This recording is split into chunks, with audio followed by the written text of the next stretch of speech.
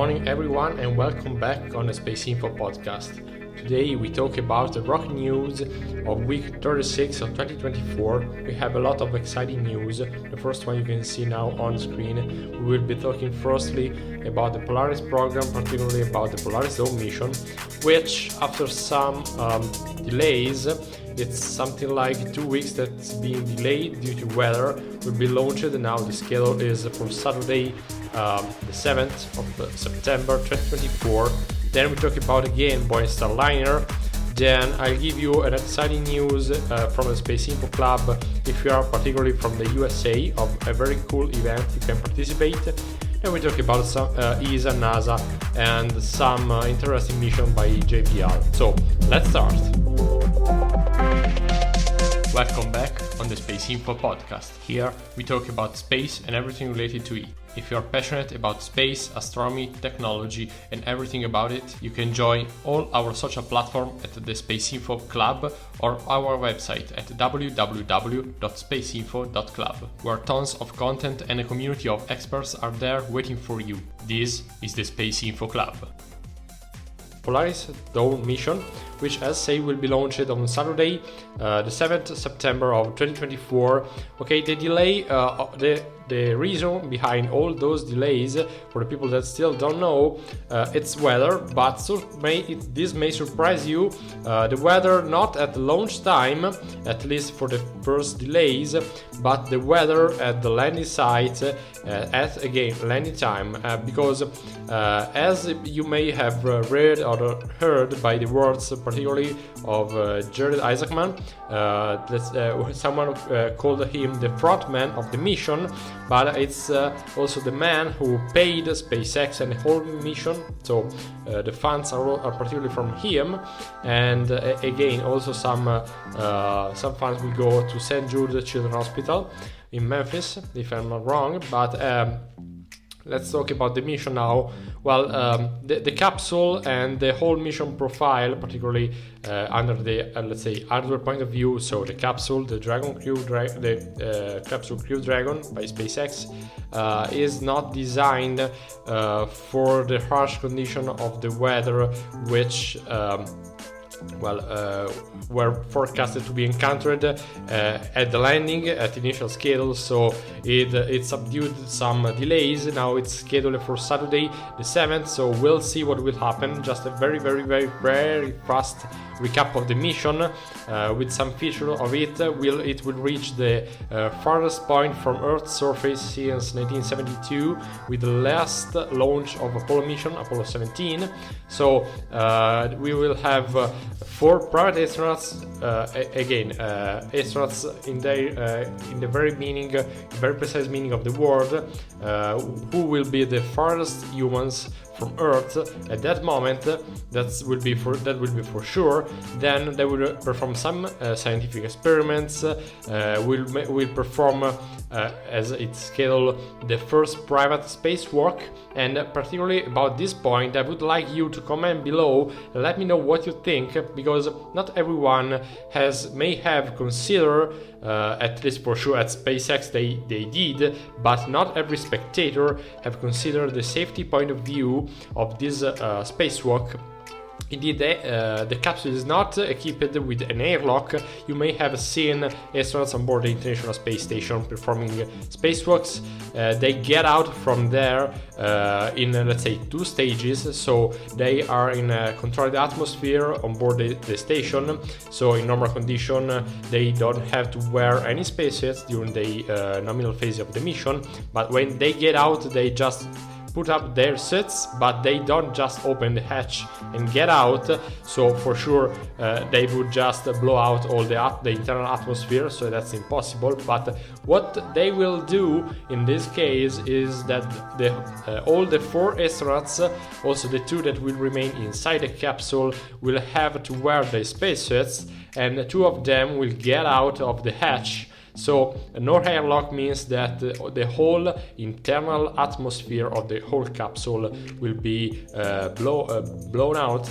So for that moment, no atmosphere will be present, but the only life support system will be the one inside the SpaceX. So some people were concerned about, let's say, for example, the absence of convective processes and the way that heat is managed. So the overheating of internal instruments can be an issue, for example. So indeed, also the absence of the microgravity conditions will be already contributing to an abnormal with respect to Earth conditions management, for example, of heat.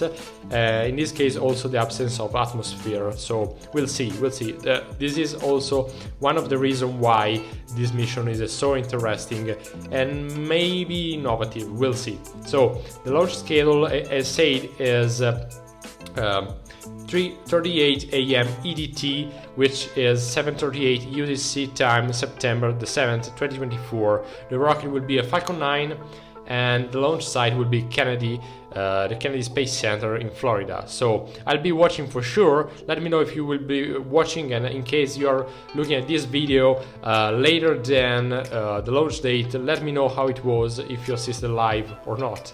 Now, another hot topic is the Boeing Starliner. It seems that also when they decided to undock the capsule in uncrewed configuration, some problems also came out. Well, more than one person on board the ISS said that strange noises were emitted by the capsule when still docked to the International Space Station. So this just turned out the concern of people on board and also of engineers and people on the ground. NASA say that these noises, which are no longer being emitted by the capsule, as emission is the right word, but that's what it seems.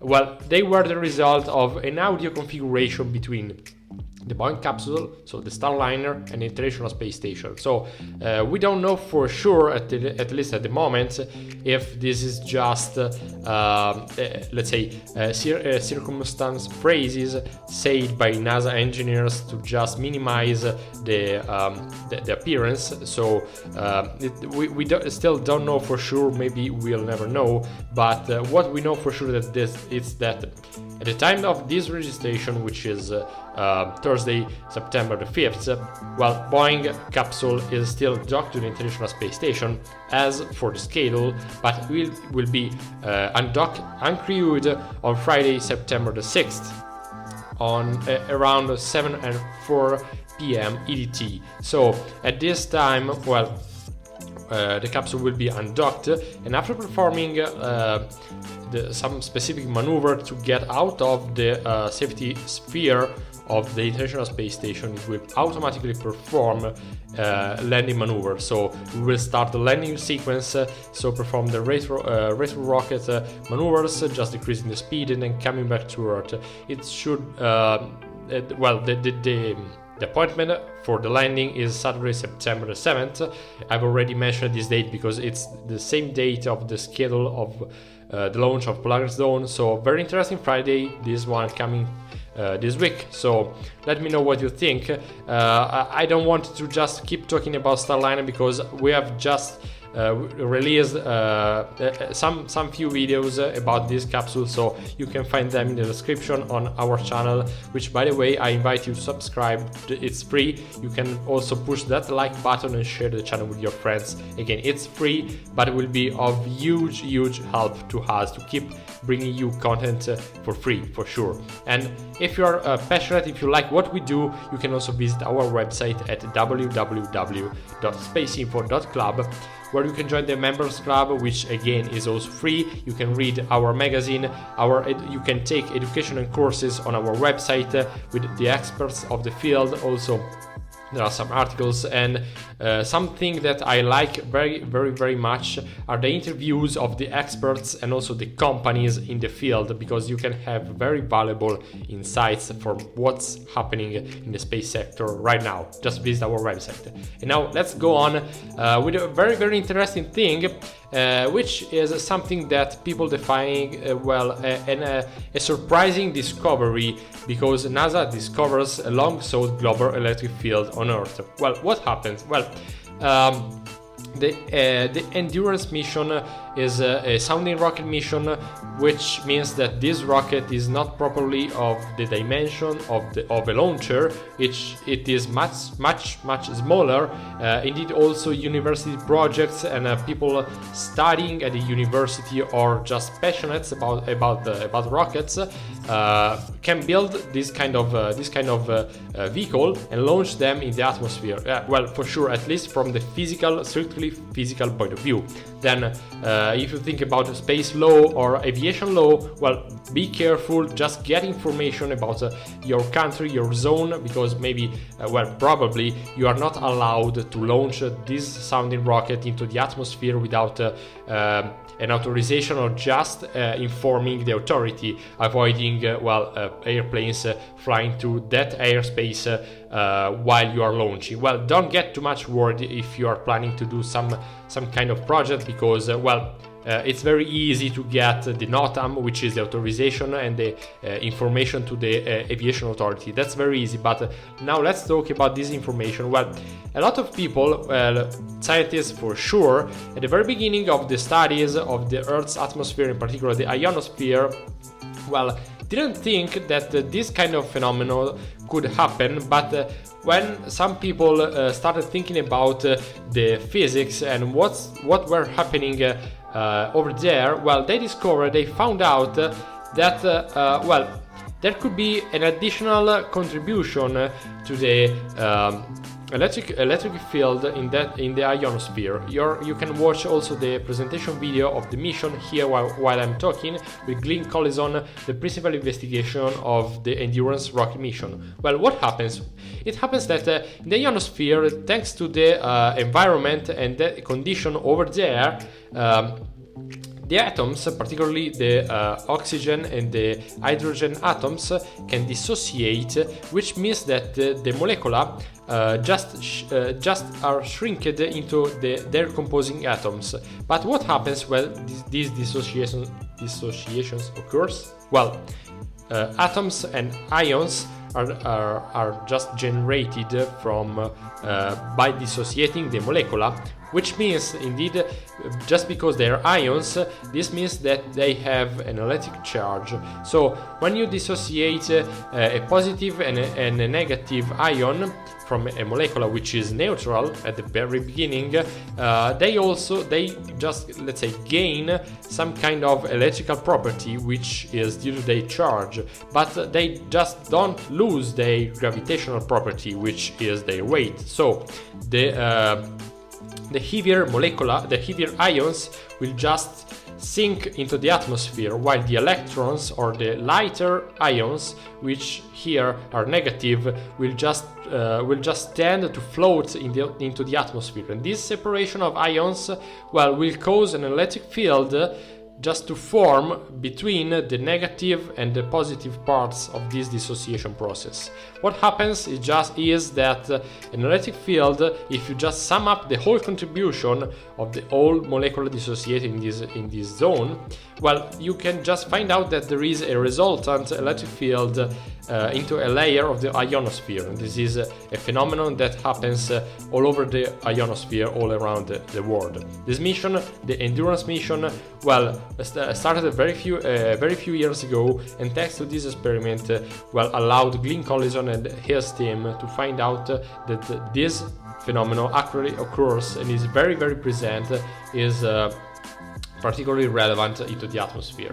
But now let's talk about bigger rockets, because today, on Saturday the 5th, indeed, Sentinel-2C, which is a European mission on a European launcher, joins the Copernicus family in orbit. Sentinel-2C is a single satellite, which will join the small constellation of Sentinel formed by Sentinel-2A and 2B for the observation of Earth. It will replace Sentinel-2A as soon as the commissioning phase of the Sentinel-2C, which is the satellite launched today, will be ended. So, as you may know, there are different phases which are one consequential to the other of a space mission, and this is true also for the present mission, where you launch a satellite, but it is not immediately operative into the atmosphere. You have to deploy the solar panels, you have to test the very basic avionics on board, and then you start testing the scientific instruments. You have to be sure that they are properly working, so at least they have survived the launch, and then they are performing as expected. They are calibrated, they are giving you data, and these data are correct and they are scientifically valid. Once this is terminated, which can take some months, then you can start and you can begin operating the satellite in its proper life as expected, with scientifically consistent data. That's what we'll do Sentinel-2C. In a very few months we'll replace Sentinel-2A, which will be deorbited, and then Sentinel-2C and 2B, which will be orbiting Earth with a very steep angle, high in the atmosphere, something like 786 kilometers from the surface, and will pass over a single point every 5 days. So there will be soaring Earth's atmosphere, and we'll have a cycle, an orbital period of 5 days. So they are also they are phased with 180 degrees between each other, and they have very similar orbits, so they can pass over the same point with both the satellite, and then again on that same point after 5 days, and so on and so on. So what's on board the satellites? They have basically very similar instruments, or at least instruments which allow to perform the same kind of measurement to give back the same kind of data, which are Earth observation, so optical observation, but also infrared and near-infrared observation. Also, one of the peculiar things of this mission is that a few months ago it allowed to confirm that observing the leaks of methane on the surface of Earth was possible also thanks to the satellite, something which left astonished the scientists, who didn't think that this was possible, but so they were surprised that besides obtaining the scientific results that they were expecting, they had even more from this mission. So congrats ESA, congrats to Vega, which is the launcher which performed the launch actually, and also the last one in his history after something like 12 or 13 years of history. Vega, the Vega rocket performed its last launch today and will be replaced by Vega C, a variant of this rocket, which will start operating in a few months, together with Ariane 6, which is the heavy lift rocket of Ariane Group, which is a fully European rocket company. So some of the missions were Proba 5, Aeolus, Lisa, and Pathfinder. But there are another story. If you want us to talk about this, just let me know in the comments. Let's go on with another interesting thing. This is not this is sort of modern space shuttle, because now we have come back to the USA. We are again with NASA, and this is the Dream Chaser. Don't get confused with the European space plane, which I challenge you to write his name in the comments. We have already talked about the European space plane.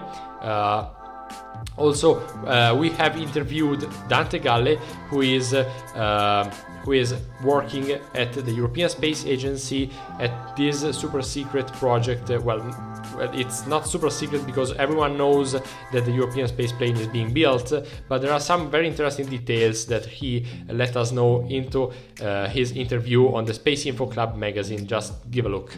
Now let's talk about the space plane of NASA, which is the Dream Chaser. Well, the testing at the NASA's Armstrong Flight Center at the Edwards Air Force Base in California, they are just going on. And you can see also the Dream Chaser fully packed here, while before starting the environmental testing at NASA facility. They are going to be performed environmental, so atmospheric testing in terms of temperature, pressure, but also EMI, so electromagnetic interference to the space plane. They are very rigorous. The program is on its way since a few years, but it should start flying very soon. So we'll be just looking, and we'll see how it will go. So last news of this week, 36 2024. We'll just conclude the podcast with something that is useful also for the people that are just saying that space is useless on Earth. Well, now this is an image from NASA JPL with studies from space being performed on Earth. Indeed, they are performing underwater robots to venture deep below the polar ice. Indeed, as you may know, maybe you have heard about this, polar ice is melting more and more over the years, so the thickness is coming thinner and thinner of the polar ice, and so scientists wanted to study how much thinner is becoming over the years. So they just sent semi-autonomous robots below the surface of the ice, so into water, something like 300 feet, which are 100 meters more or less below the surface, into the water, with the semi-autonomous robot which are performing the studies and the revelations. So they are gathering data from the ice, which is actually melting, and this is something which has environmental repercussion here on Earth by the use of space technology. So I invite you to give a look because it's very interesting. It has a lot of ideas and features to let you think about how we can exploit the use of space here back on Earth. I just let you know that on Sunday I will publish an interview here on the YouTube channel and also on the podcast on Spotify and all the streaming platform with Joseph Kenrick, who is someone, I just leave you with the doubt, who is working at Lunar Outpost, and he is working for the Australian Space Agency, collaborating with them. They are releasing a rover which will go to the moon, and well, a lot of interesting talks have been done during that interview, also talking about space business and how it can be done in the future and here in the very next few months. So that's a very interesting interview, Sunday in 3 days. So just subscribe, share the channel with your friends, let me know what you think. This is the Space Info Club. See you in the next video.